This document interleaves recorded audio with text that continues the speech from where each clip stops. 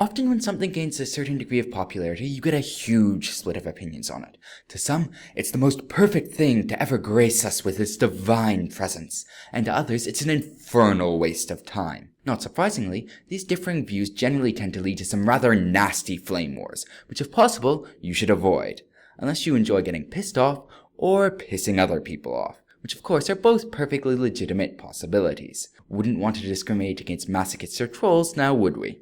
Anyways, everyone's wrong. The devoted fans because nothing's ever perfect, or even close to it, and the critics because if something's hugely popular, there's probably a good reason why, even if you personally can't appreciate it. Today, a review of Fairy Tail, the aspects that have made it hugely popular, and also its gaping flaws that the critics love to pick apart.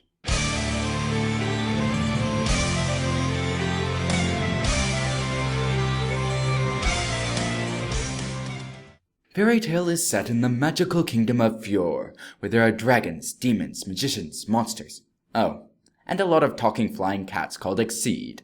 Wouldn't want to forget about them since they show up far more often than the dragons, demons, or monsters ever do.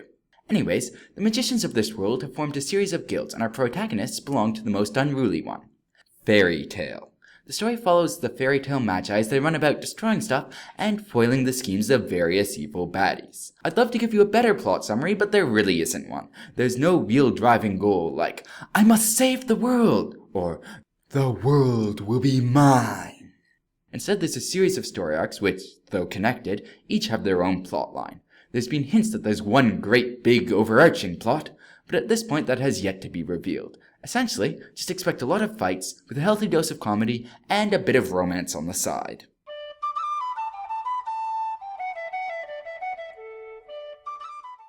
Fairy Tail has a huge cast of well over 100 characters, and amazingly enough, I can actually keep track of most of them.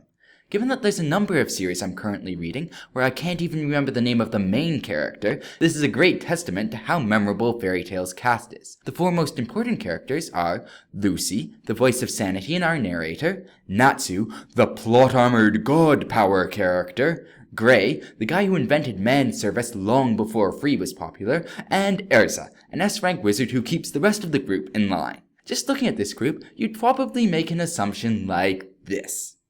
Luckily, that's not the case. Natsu doesn't as much fall into the stupid god category, but rather something much more akin to a demon king. His choices occasionally go into borderline insane, but the results are awesome. If you see an evil grin on his face, you know something good's about to start. Also, he's not an idiot all the time, which makes him a much more likable character than the chronically stupid shonen protagonist. Lucy actually ends up being useful most of the time. Even though she's easily the weakest member of the group, she's not a whiny about it, and still does her fair share of fighting. Also, while she does get her ass kicked occasionally, I can respect her for at least putting up a good fight. Lastly, Gray and Erza, despite not being the main characters, actually get more time devoted to their respective backstories than Lucy or Natsu do. And their past lives continue to have a huge impact on the story. Hardly sidekicks in the traditional sense of the word.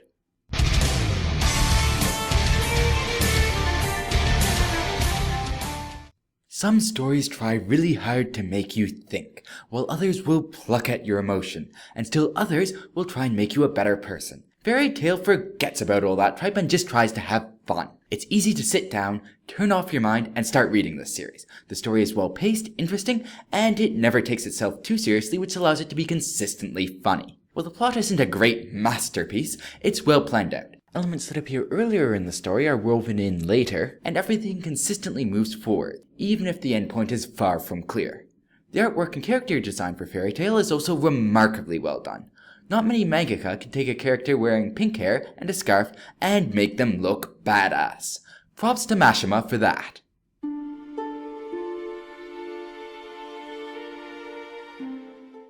The biggest issue with Fairy Tail is the overuse of certain shonen tropes. The most notable one is the friendship speeches. God knows how many times I've read them as I've gone through this manga. Honestly, I get it. Friendship is important. But now, before you're thinking of making another friendship speech, just please shut up. Other than that, another trope would be the, I'm the main character, therefore I'm invincible and I can win against people 10 times my strength. Really? Just let Natsu lose every once in a while. Also, there's the, let's form the implications of a romantic subplot and then do nothing with it. Would it kill you to actually let the characters hook up? And of course there's the, I was your enemy, but now since you have defeated me, I am your friend. Because that makes perfect sense. The other issue I have with this series is the author's tendency to troll the reader. I just killed off an important character. Oh, nope, never mind, I didn't. This is going to be an epic battle. Or not.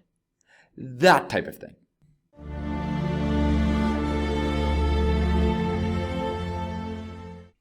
There's two ways to look at any manga series, as entertainment or as art. Is fairy tale entertaining? Yes, certainly. Is it a great work of literature? Certainly not by any definition I'm aware of. So, if you're looking for a good story, I highly recommend it. And if you're looking for a piece of art, I recommend you look elsewhere. When I started reviewing fairy tale, I realized there's often a pretty large discrepancy between how much I enjoy a series and how well I think it's written. Hence, I'm changing my rating system to include two scores. For personal enjoyment, I give fairy tale a 9 out of 10. And for general quality, I give it a 7 out of 10. If you've already read this series and you're looking for something similar, I would suggest Tsubasa Reservoir Chronicles, another high fantasy shonen series, albeit with a slightly darker tone in the latter portion of the series. Anyways, thanks for listening. Cheers!